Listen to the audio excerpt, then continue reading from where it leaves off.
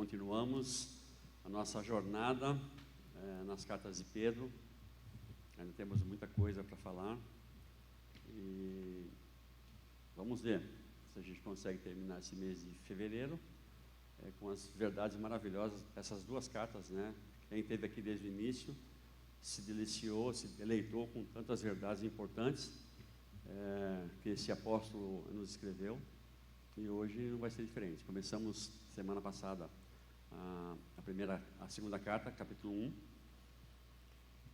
E quem esteve aqui, eu não estive, mas quem não esteve aqui pode ver lá no YouTube, tá? Foi muito bom, muito legal, verdades importantes para a nossa vida, ressaltando de uma forma importante o conhecimento. E eu acho legal o que foi dito, e esse primeiro capítulo, que não é conhecimento teórico, é um conhecimento prático, é um conhecimento que produz vida. E esse é o objetivo nosso aqui. Não é entender para nós nos enchermos de conhecimento e exalarmos sabedoria humana. Não é isso. Nós entendemos aqui, nós somos ministrados, entendemos e temos esse conhecimento para que ele se reverta, que ele produza transformação de vida na minha e na tua. Amém? Então, capítulo 1, se tu não teve a oportunidade de vir domingo passado, vá no YouTube Igreja BZN, e tu vai encontrar lá a ministração. E hoje nós damos continuidade a esse tema, chamando o nosso querido, amado pastor Roberto Matos.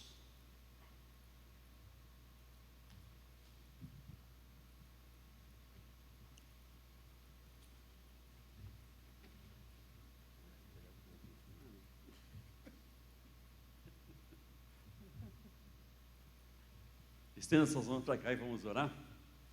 Pai, obrigado pela disposição do teu filho em ministrar nosso coração, que tu use com graça, poder, autoridade para falar conosco, e que nós realmente saiamos daqui conscientes daquilo que nós devemos nos ater, daquilo que nós devemos cuidar, para que a nossa vida seja realmente uma vida que glorifique e testemunhe que tu és o nosso Deus. É o que nós te pedimos e oramos em nome de Jesus. Amém.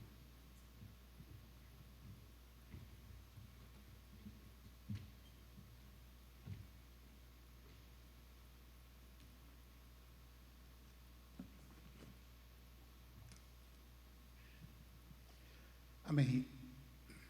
Graça e paz a todos. Está um pouco alto aí? Acho que dá para, não sei quem é que está, acho que é o Thiago, não sei quem é que está com... O pessoal da mídia aqui fica com o celular assim, ó, e eles controlam por ali, entendeu? Eles estão de sacanagem comigo. Não, é só, acho que baixar um pouquinho já fica melhor. Amém. Amém. Glória a Deus. Temos alguém nos visitando pela primeira vez hoje aqui? Olha só, temos aquelas moças lá atrás, lá. Por favor, fiquem em pé para que eles possam conhecê-las e darem um abraço em vocês aí, por favor, os irmãos em volta. Recebam com alegria. Vocês são muito bem-vindas aqui em nosso meio. Que Deus possa abençoar, nos abençoar com a vida de vocês.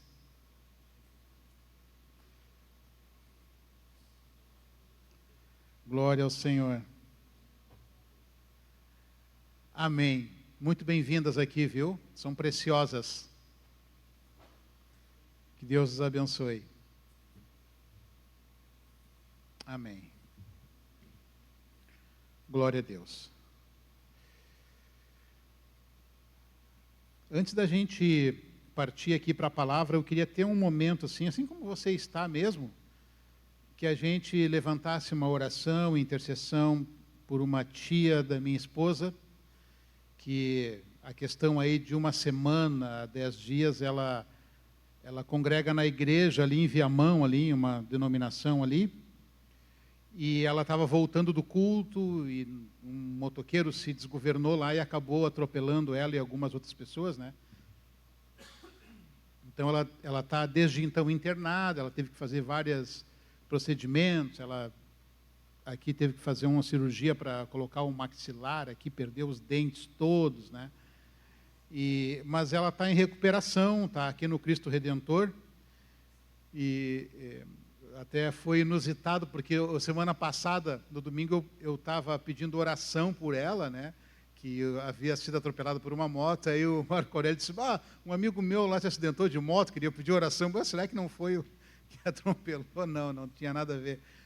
Mas, enfim, ela está se recuperando, né?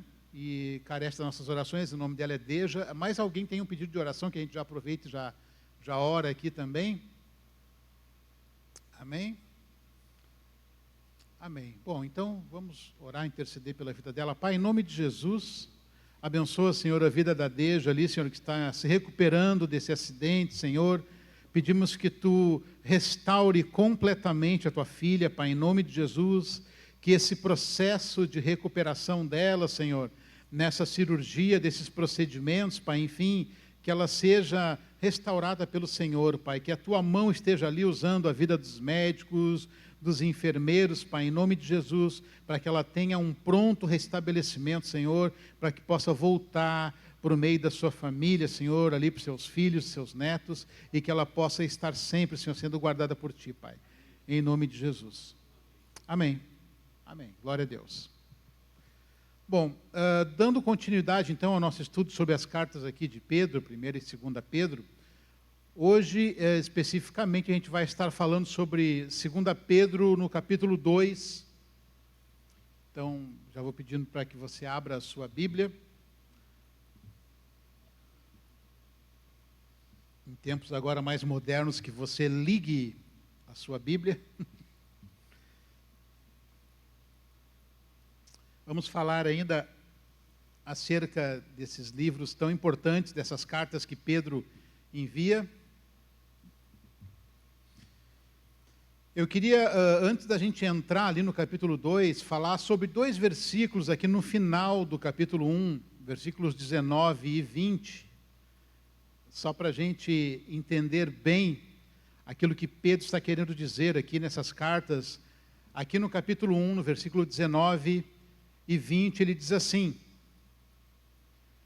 assim, temos ainda mais firme a palavra profética, e fazeis bem em estar atentos a ela, como a uma candeia que ilumina um lugar escuro, até que o dia amanheça e a estrela da alva surja em vosso coração.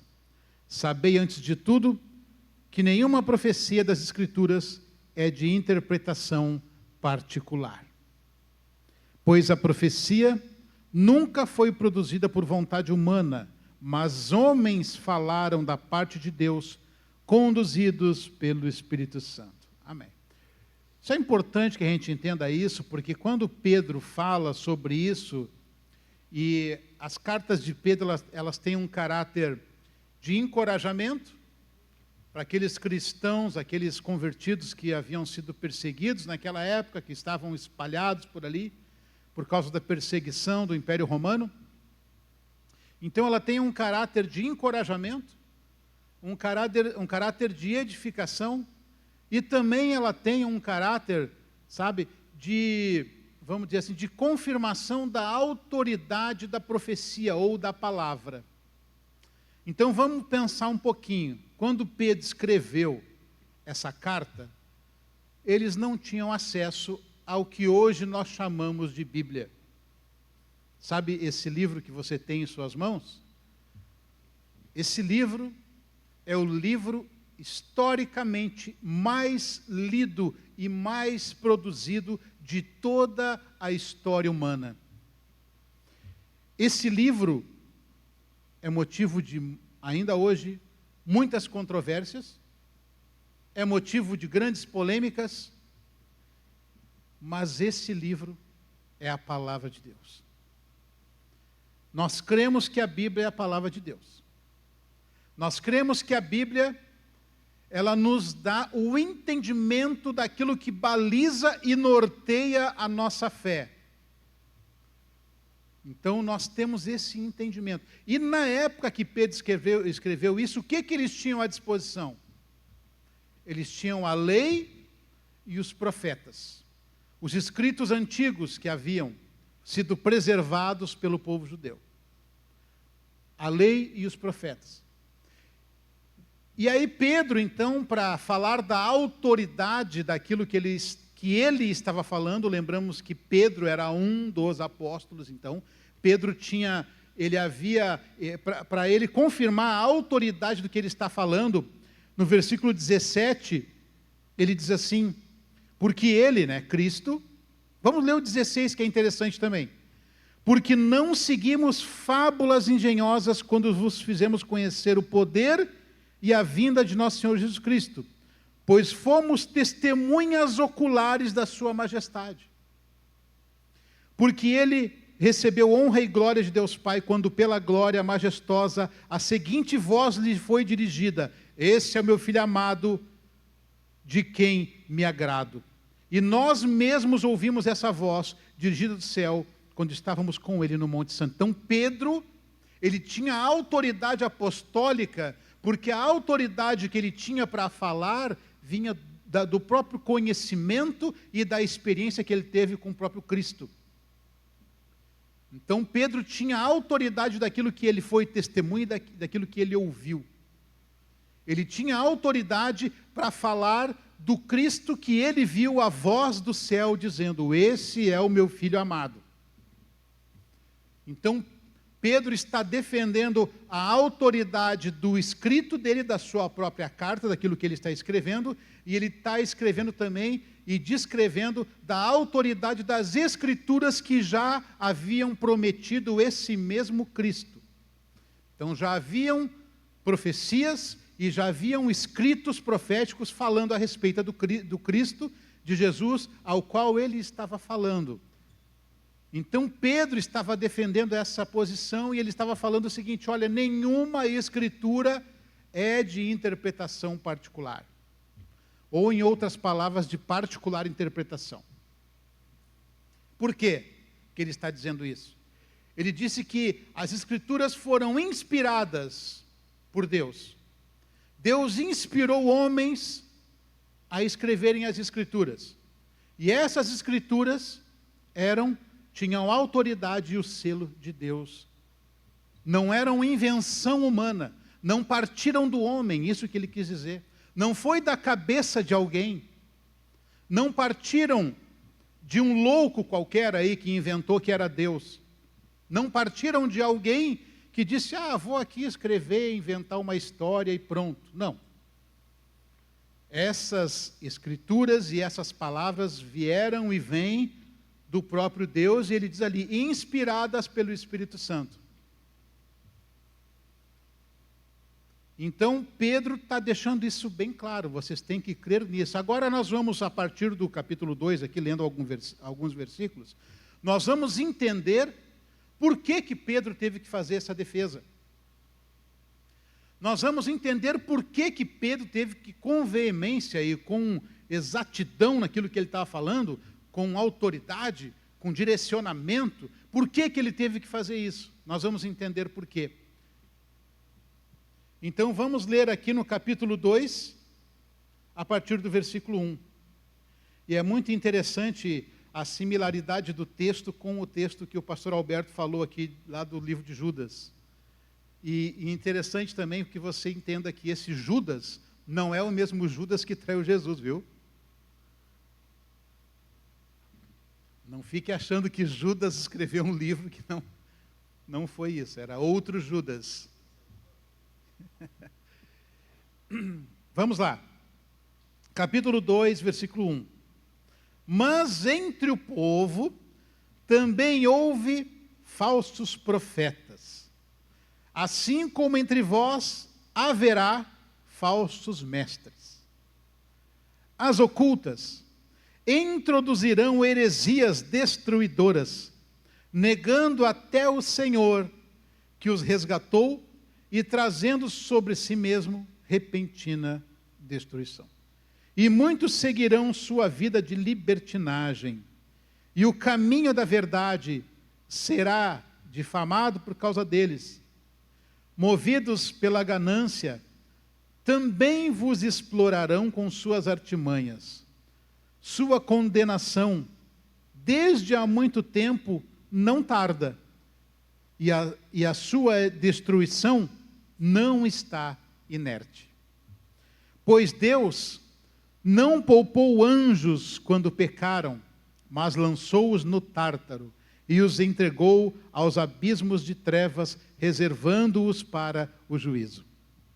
Também não poupou o mundo antigo, embora tenha preservado Noé, pregador da justiça, com mais 7 pessoas, ao trazer o dilúvio sobre o mundo dos ímpios. E reduzindo a cinza as cidades de Sodoma e Gomorra, condenou-as à destruição, fazendo delas exemplo para os que vivem na maldade. Se Deus livrou o justo Ló, atribulado pela vida indecente daquelas pessoas sem princípios, porque vivendo entre eles esse justo afligia sua alma todos os dias, ao ver e ouvir obras perversas deles, o Senhor também saberá livrar da provação os piedosos e reservar para o dia do juízo os injustos que já estão sendo castigados. Principalmente os que, seguindo a carne, andam em desejos impuros e desprezam toda a autoridade, presunçosos e arrogantes, não receiam difamar seres gloriosos superiores. Ao passo que os anjos, embora maiores em força e poder, não pronunciam contra eles acusações difamatórias diante do Senhor. Mas esses homens que, à semelhança de animais irracionais, vivem por instinto natural para serem presos e destruídos, difamando o que não entendem, perecerão na sua corrupção, recebendo a justa retribuição de sua injustiça. Tais homens têm prazer na luxúria, à luz do dia. Eles são manchas e máculas, tendo prazer em suas dissimulações, quando se banqueteiam convosco. Têm os olhos cheios de adultério e são insaciáveis no pecar. Enganam os inconstantes e têm o coração exercitado na ganância. São malditos.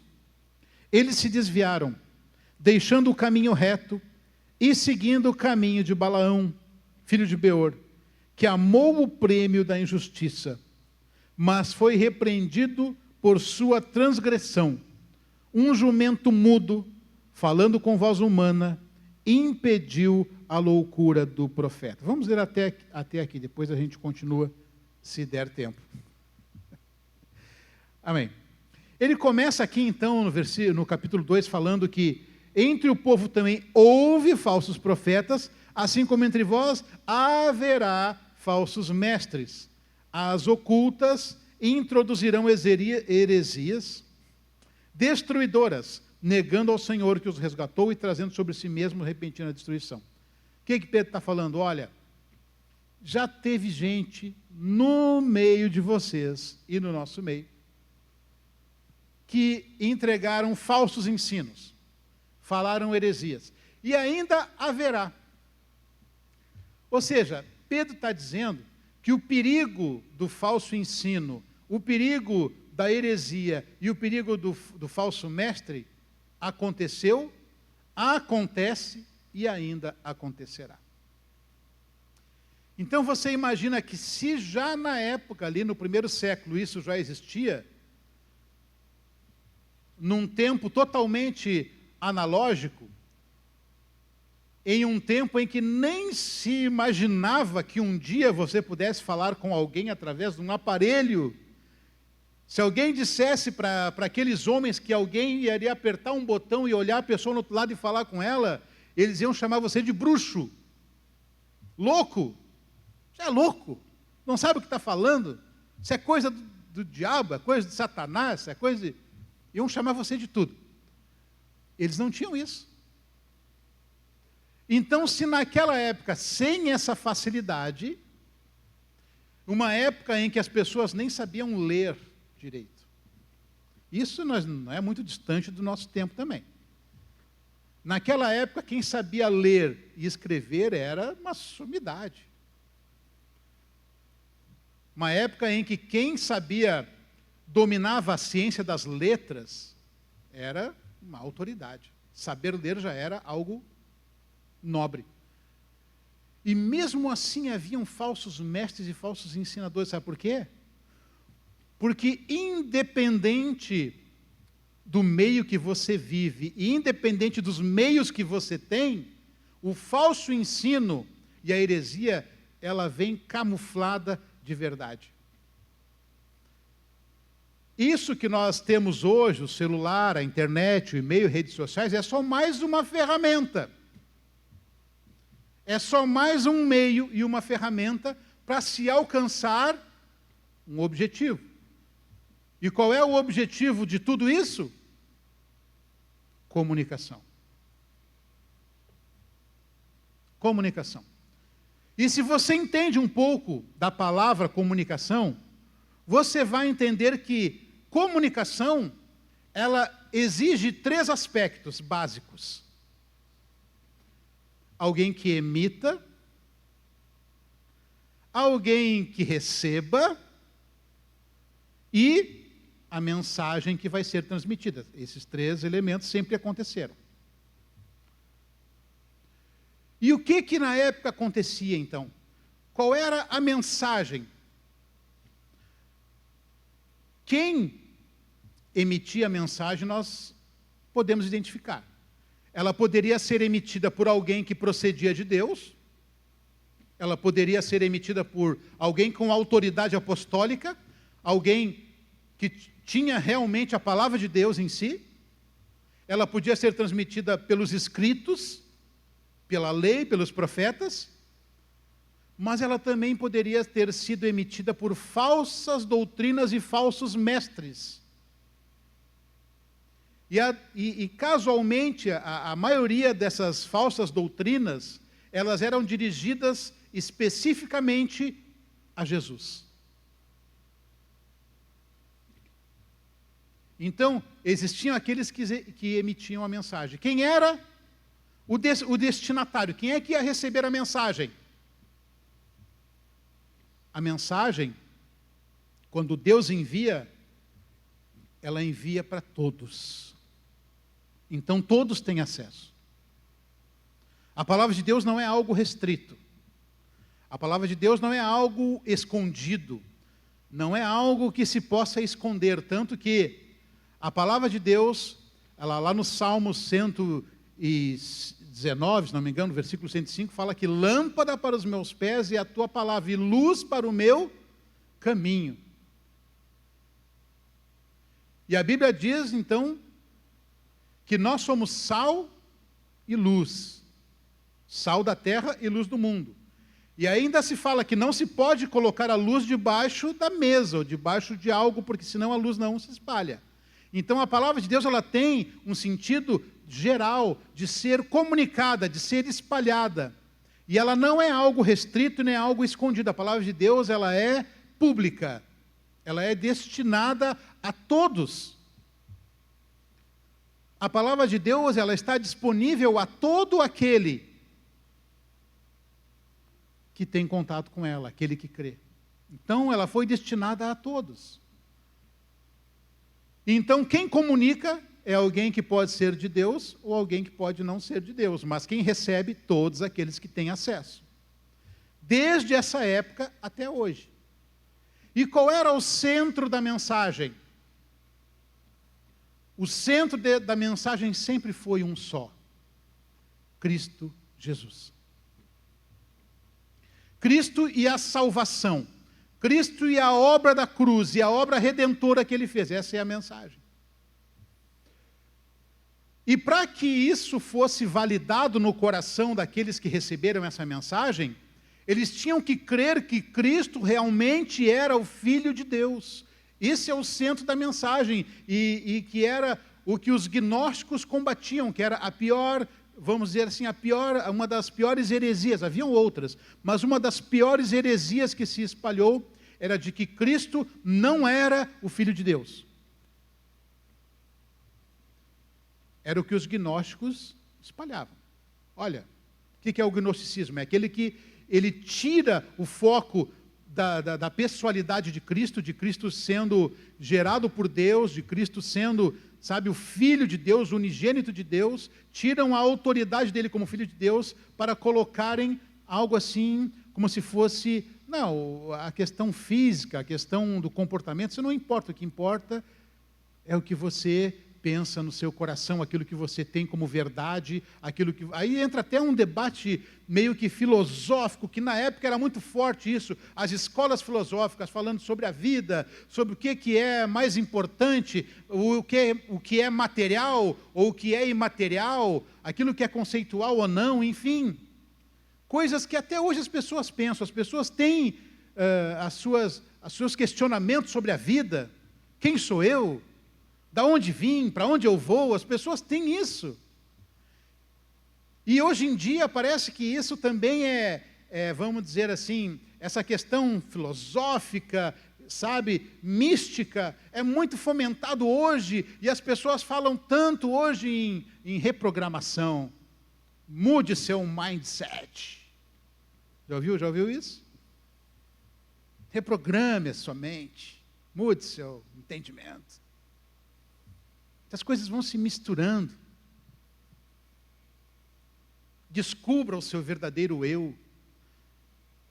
E uma palavra que está muito, sabe, a gente está falando aqui sobre os princípios que haviam naquela época e o que, fazendo um paralelo com o que acontece hoje, as pessoas falam em ambiente tóxico. Pessoas tóxicas, não sei o que e tal. Eu respeito muito a questão comportamental, a questão psicológica, psiquiátrica, enfim, isso faz parte da nossa vida, não estou falando nada contra. Mas hoje em dia, parece que tudo ficou assim hipervalorizado, do tipo, o maior conselho que se ouve das pessoas quando vão em consultórios psicológicos aí, né, psiquiátricos se está te fazendo mal, sai fora. Se a pessoa é tóxica, fica longe. Já ouviu falar isso? Se o ambiente está te fazendo mal, sai fora. E eu fico pensando se Jesus, antes de começar seu ministério, fosse consultar um psicólogo. Olha, Jesus, esse negócio aí, tu não sabe o que está se metendo. Essa gente aí vai te trair. Eles são tóxicos. Um vai te trair, o outro vai comer na tua casa e vai falar mal de ti. Olha, Jesus sabia de tudo isso, muito melhor que qualquer um de nós. E mesmo nós, a Bíblia diz que mesmo nós sendo ainda pecadores, mesmo assim Ele nos amou.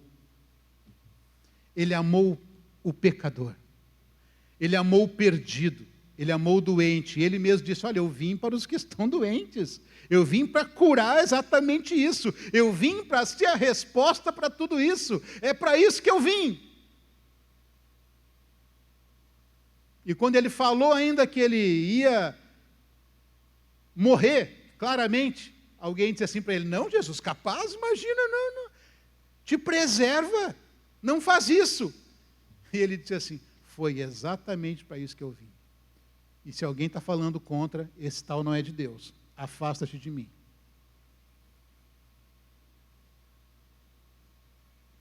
Então aquilo que as pessoas procuram, segurança, paz, tranquilidade, é exatamente o oposto daquilo que o Evangelho nos proporciona. Porque Jesus falou o seguinte, se quiser vir após mim, aquele que quer vir após mim,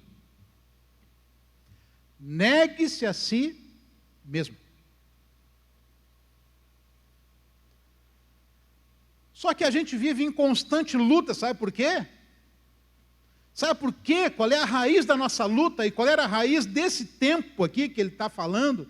E qual é a raiz de da maioria dos nossos problemas? A autopreservação. Não, como assim negar a mim mesmo? Como é que eu vou me negar a mim mesmo? Não, negativo. Eu quero. Quem é que não quer uma picanha e uma cervejinha?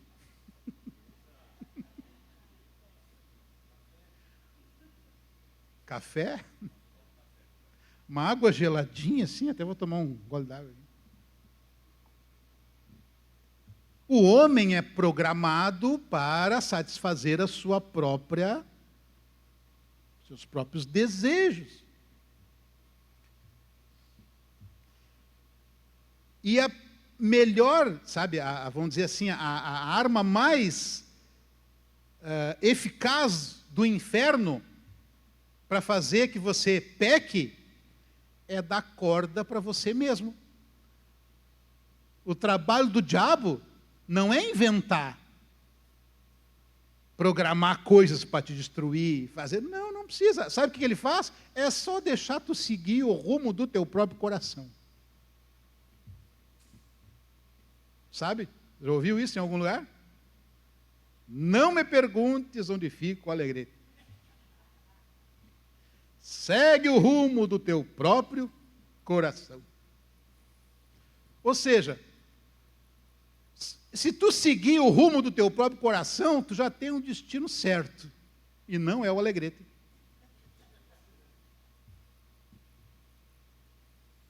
Por que ele está dizendo aqui, ó? Esses falsos mestres às ocultas introduzirão heresias destruidoras, negando até o Senhor que os resgatou e trazendo sobre si mesmo repentina destruição. E muitos seguirão sua vida de libertinagem e o caminho da verdade será difamado por causa deles. Por quê? Porque cada um vai seguir o seu caminho. Cada um vai seguir aquilo que o seu coração quer. E um homem entregue aos desejos do seu coração, ele está a um passo da perdição. Ele está a uma ação de cair da graça de Deus. Ele está prestes, sempre ele está prestes a pecar contra Deus. Porque o homem do seu coração, ele só vai colher a corrupção. Sabe o que é interessante, queridos? Gerou muita polêmica agora nos últimos dias, uma lei que foi aprovada, e você deve ter visto isso, do uso de celular nas escolas. Você já ouviu falar? Ouviu, né? Eu tenho uma filha em idade escolar, e é interessante que ela estuda no turno da manhã, e às vezes, assim, em horário de aula, ela mandava mensagens para mim, para minha esposa, do WhatsApp. Olha, não esquece de comprar isso para mim, que eu estou precisando. Não esquece. Eu digo, mas como assim? Eu estou recebendo uma mensagem, horário de aula. Como assim?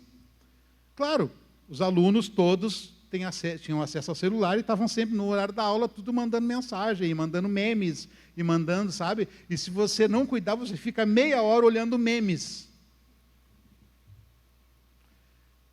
Lá no TikTok, Instagram, Facebook, Orkut, enfim.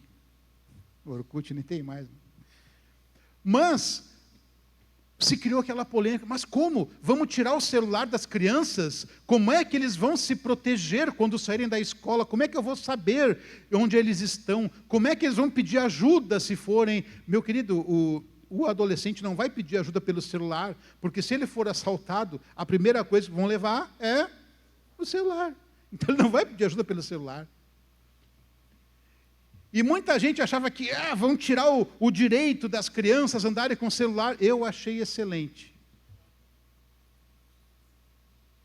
Por quê? Porque vai contra... Porque se deixar por eles... Eu sei que aluno é aluno em tudo que é lugar. Seja no jardim de infância ou na faculdade, o aluno é sempre aluno. O aluno vai sempre querer burlar a aula. E se deixar o aluno escolher o filme, então já era. Acabou, não tem aula, vai ser só sessão de cinema.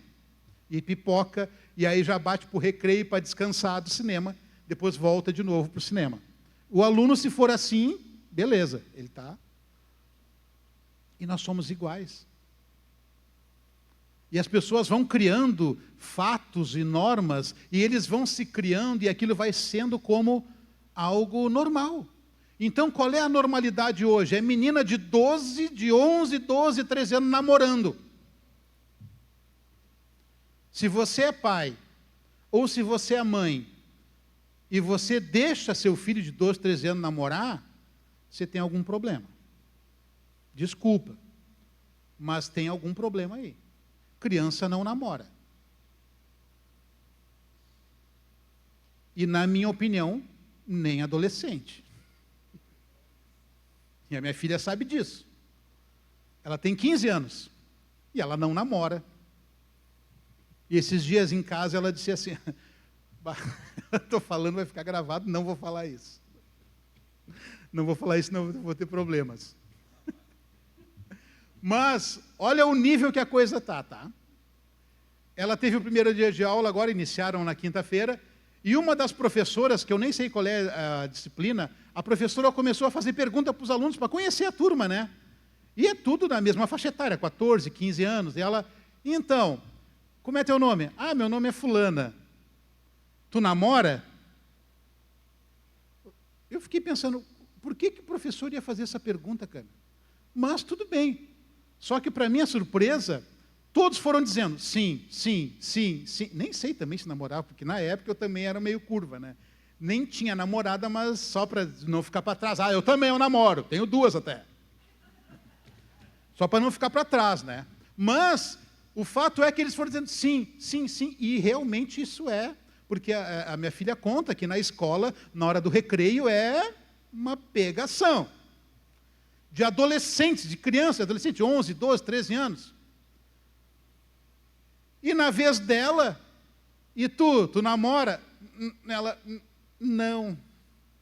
Bah, é um ET na escola. Por quê? Porque a normalidade que se criou é, não, tu tem que namorar. Tu tem que, sabe? E aí cria os grupinhos, e cria isso, e cria aquilo. Daqui a pouco, sabe qual é o perigo disso? Na minha época se chamava tóxico. Para denunciar a idade, né? Mas hoje em dia, tem traficantes na porta de escola dando balinha. Balinha, isso é uma artimanha já, vai dando balinha. E essa balinha contém drogas, contém crack, contém, enfim. E os adolescentes são vítimas muito fáceis. E acabam, muitas vezes, caindo no caminho da drogadição precocemente. Precocemente. Com 11, 12 anos, estão já no caminho das drogas. Por quê? Porque se normalizou. Porque, não, é só uma balinha, daqui a pouco, não, mas é só um cigarrinho, daqui a pouco, não, mas é só um pozinho, não, mas é só isso, é só aquilo. E assim, a vida vai sendo destruída. Meninas de 11, 12 anos engravidam. 13 anos. Ano passado, a minha filha falou que teve uma menina que teve que parar de ir na escola porque engravidou, não tinha como seguir mais. 14 anos.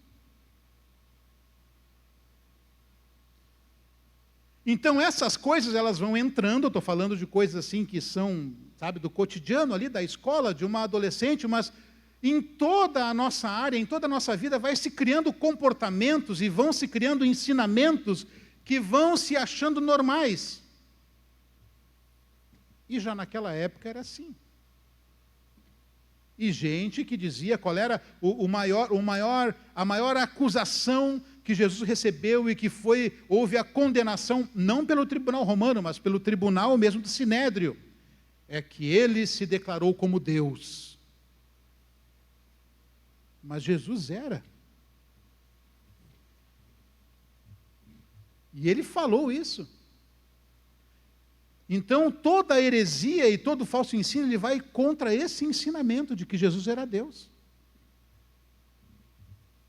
E assim como hoje em dia se criam esses ambientes, e se criam essas doutrinas, entre aspas, essas ideias vão, sabe, elas vão se carregando, elas vão caminhando, elas vão se tornando como verdades. E já diziam que uma mentira contada muitas vezes, ela acaba se tornando uma verdade.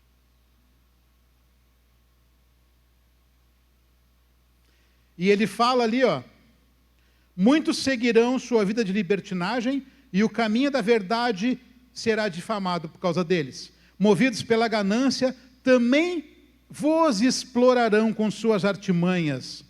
Sua condenação, desde há muito tempo, não tarda, e a sua destruição não está inerte. Então, existe uma ganância, e existe algo que o ser humano sempre tem, que é levar vantagem em tudo.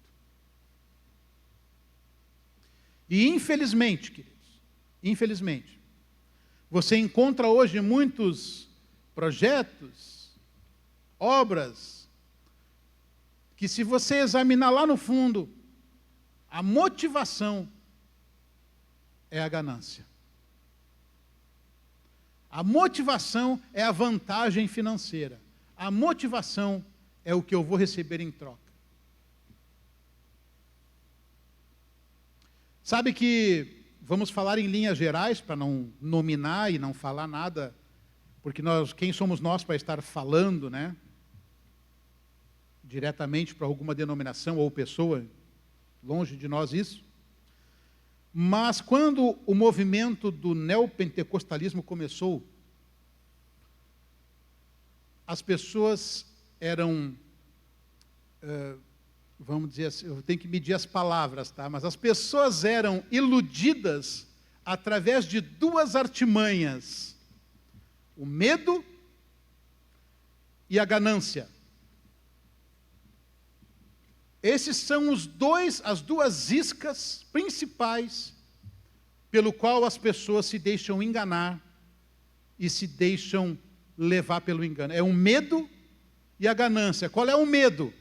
O medo é que se tu não contribuir, tu vai para o inferno.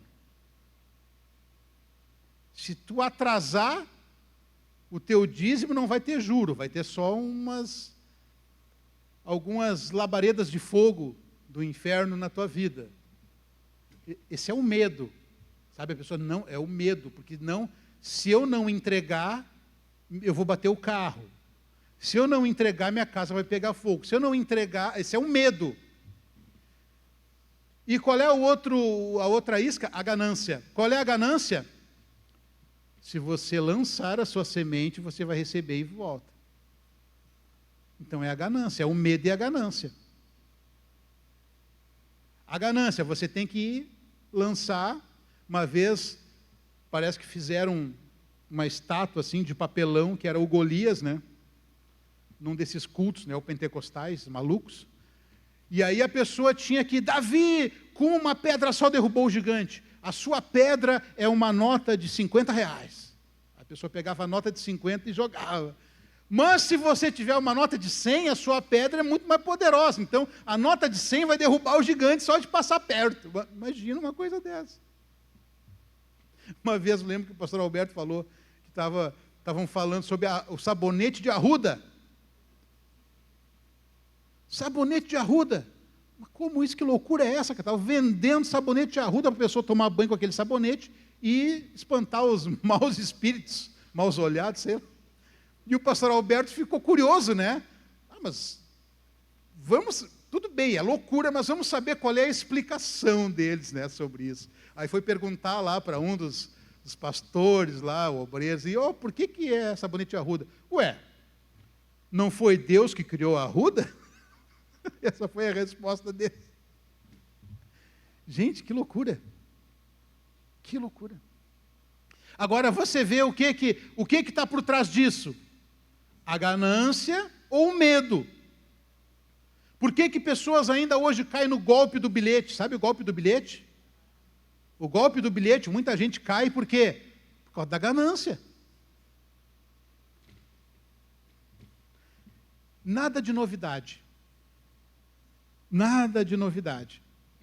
E aí ele fala, a partir do versículo 4, do juízo de Deus, da maneira como Deus tratou os próprios anjos, da maneira como Deus tratou a família de Noé, a família de Ló. Ele vai narrando isso, né? Homens à semelhança de animais irracionais, ele fala no versículo 12, vivem por instinto natural, para serem presos e destruídos, difamando o que não entendem, perecerão na sua corrupção. Sabe que vou dizer uma coisa para vocês. O falso mestre, ou falso profeta, muitas vezes ele mesmo está sendo enganado pelo engano. Sabe? Porque existem diferenças de pensamentos teológicos, isso é uma coisa, tá? Isso é uma coisa. Tem coisas que você pensa diferente do outro que não vai deixar de colocar ele no mesmo nível da salvação, da graça, do perdão e do amor de Deus. Então, a gente tem que saber diferenciar também, porque daqui a pouco a pessoa acha que o culto de manhã está errado, e a outra acha que o culto da noite está errado, e uma acha que o outro vai para o inferno porque vai no culto de manhã ou de noite. Estou dando um exemplo bem, mas é mais ou menos assim. As pessoas, às vezes, elas têm discussões por conta de coisas inúteis. Quando, na verdade, o que a gente tem que se atentar são coisas muito mais profundas. Quando alguém tira de Cristo a autoridade dele, a identidade dele, e a obra salvadora dele, esse é o problema. Esse é um problema fundamental. Mas muitas vezes o falso mestre, ou o falso, vamos dizer assim, o falso profeta, e eu quero dizer para vocês que eu acho que é muito mais fácil ser um falso profeta do que um falso mestre, porque o que hoje em dia tem a questão da profecia, né? A questão de receber lá um download de Deus diretamente, receber um mistério, vamos usar essa palavra. E a Bíblia diz que nós não devemos condenar o profeta, mas julgar a profecia. A profecia nós somos autorizados a julgar. Então, se alguém chega para você, Deus me falou isso, barará, né? Amém. Vamos aguardar. Porque se é de Deus, se cumpre. Se não é de Deus, um profeta falou da sua própria iniciativa, do seu próprio coração.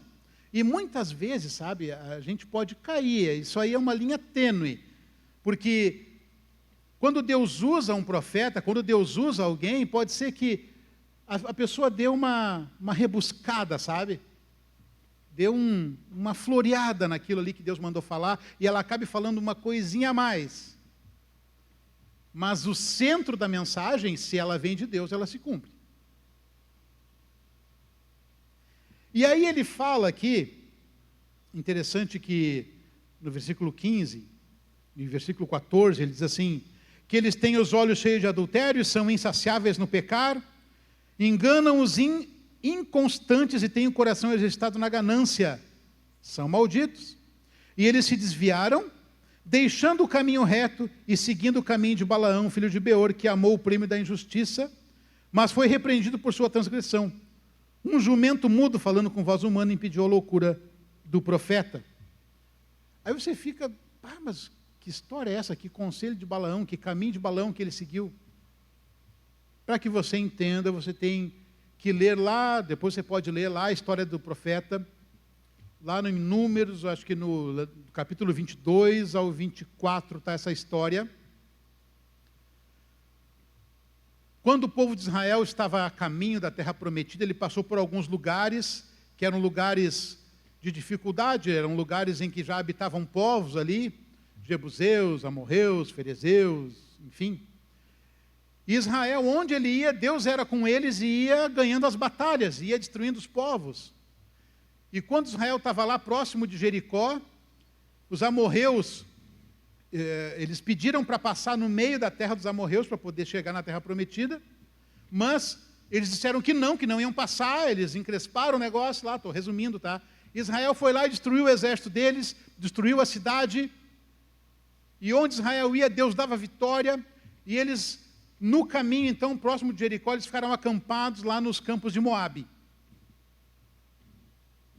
E nesse acampamento tinha um rei moabita chamado Baraque. E esse rei ficou com medo, dizendo assim, puxa vida, chegaram aqui na minha cidade. por onde eles estão passando, estão destruindo tudo, estão ganhando, estão matando todo mundo, e chegaram aqui agora. O que esse rei fez?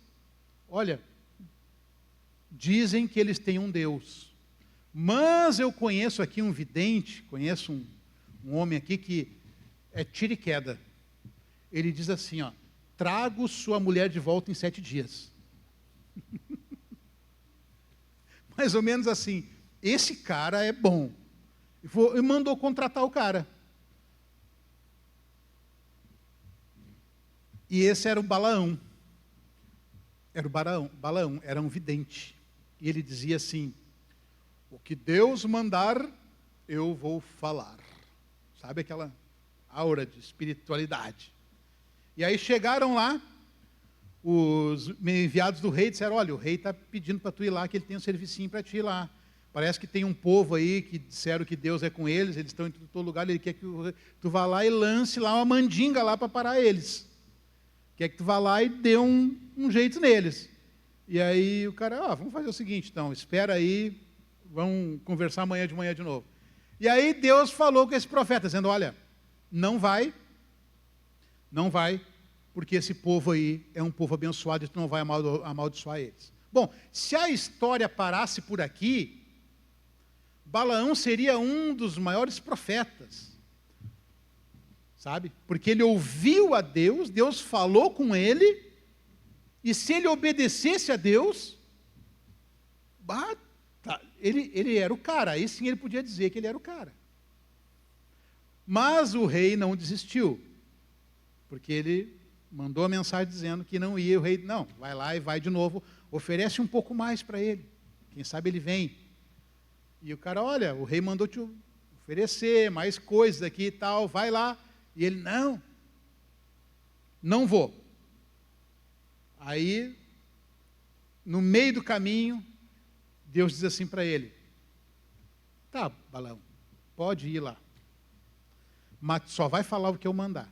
Mas Deus estava testando ele. Porque no meio do caminho, quando Balaão estava indo lá para encontrar o rei, Deus colocou um anjo com uma espada no caminho para impedir ele. Que se ele era profeta mesmo, ele ia discernir aquilo. E ele não viu nada. Mas a mula, o jumento dele, viu. E por 3 vezes esse jumento parou e não quis ir adiante. E Balaão deu-lhe um laço no jumento, né? Deu de relho nele, que não queria ir, preguiçoso e tal. E o jumento estava vendo o anjo de Deus parado ali. Até que acontece algo inusitado no meio do caminho. Na 3ª vez que Balaão vai lá e dá na mula, no jumento, o jumento fala com ele. Mas vem cá, tia, por que tu está dando em mim, cara?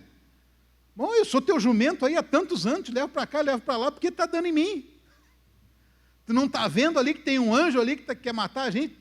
E, para maior surpresa ainda, Balaão ainda fala com o jumento. Mas como assim o anjo? O que está pensando? Como assim? Aí Balaão, o profeta, falando com o jumento. Aí Deus abriu os olhos de Balaão e ele viu aquele anjo ali. Barbaridade, quase caiu do cavalo, né? Mas o fato é que Balaão acabou se encontrando com esse rei. E esse rei falou para ele, olha, tu vai amaldiçoar aquele povo ali, vou te dar tanto. E ele aceitou o dinheiro. Só que na hora que Balaão ia falar a maldição, que o rei estava tão nervoso que levou ele lá em alguns lugares, lá num monte, e ele enxergava o acampamento de Israel, agora vai lá e amaldiçoa. E Balaão ia lá e abençoava. Não deu certo na primeira vez, e Balaão disse, olha, eu não sei, eu vou falar só o que Deus coloca na minha boca, chega na hora ali, eu não consigo, é Deus que fala. Tá, vamos de novo. Na outra vez foi lá, Balaão ia amaldiçoar o povo, chegou na hora, ele abençoava.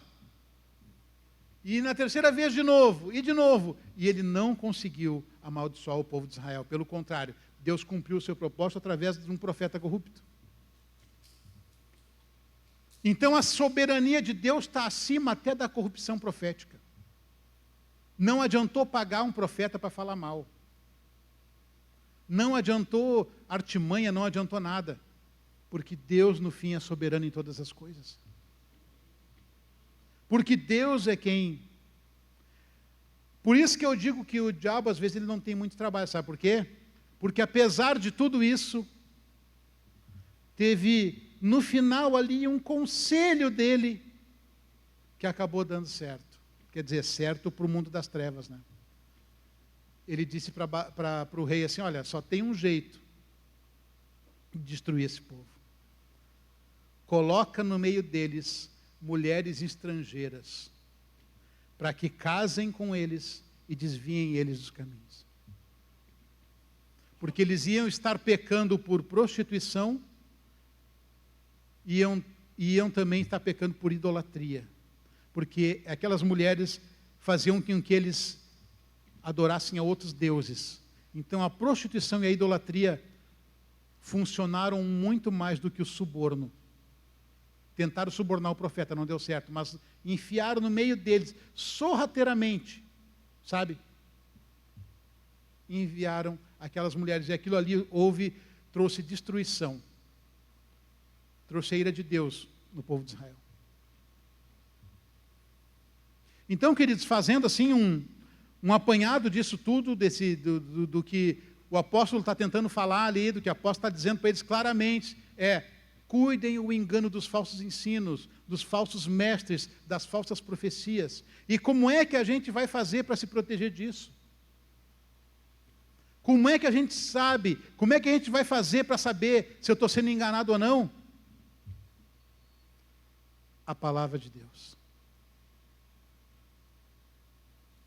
A palavra de Deus é o nosso norte. A palavra de Deus é o que nos ensina, e a palavra de Deus é o que tem todas as respostas para nós.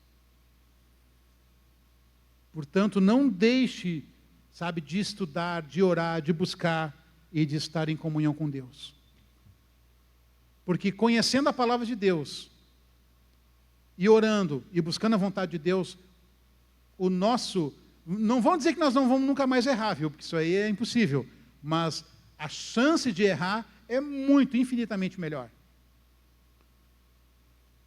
É infinitamente menor do que se a gente não tivesse, a gente estivesse vivendo de acordo com o nosso próprio coração. Amém? Glória a Deus? Amém. Então, chegamos aqui no nosso horário, chegamos ao final do nosso culto. Vamos ficar em pé, em nome de Jesus? E vamos orar aqui para a gente terminar. Senhor, muito obrigado pela Tua palavra. Obrigado, Deus, pela Tua graça e pelo Teu amor sobre cada um de nós, Pai. Entregamos a nossa vida, nossa casa, nossa família diante do Senhor. Te pedimos, Pai, que Tu venhas com autoridade, com graça. Derrama sobre nós, Senhor, do Teu amor. Não nos deixa ser enganados por qualquer vento de doutrina, por ganância, Senhor, ou por medo, mas que nós possamos entender a Tua palavra e o que Tu queres para cada um de nós, Pai, em nome de Jesus. Amém. Amém, meus irmãos? Então, estamos encerrando esse culto e à noite estamos de volta aqui às 19h30. Que Deus abençoe cada um.